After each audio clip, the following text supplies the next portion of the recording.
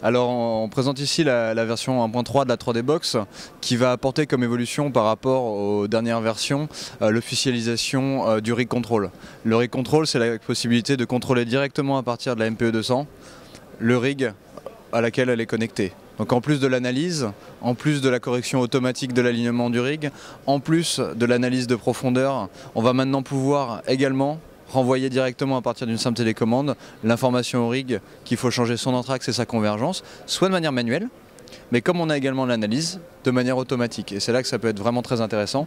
C'est dans une production en direct où les moyens sont limités, les ressources humaines sont limitées, on peut mettre un opérateur sur plusieurs rigs avec la possibilité de lui laisser un automatisme de sécurité en cas de jaillissement d'un objet devant le rig.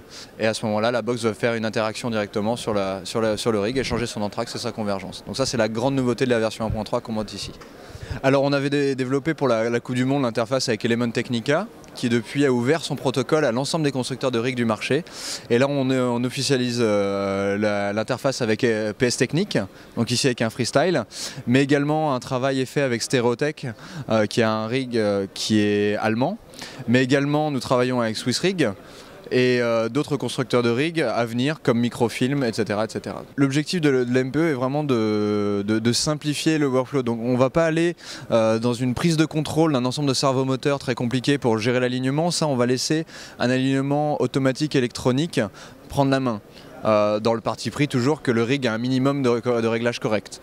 Après par contre on va avoir la main sur deux servomoteurs importants, la gestion d'entraxe et la gestion de la convergence. Et à partir de là on va pouvoir surtout contrôler le relief.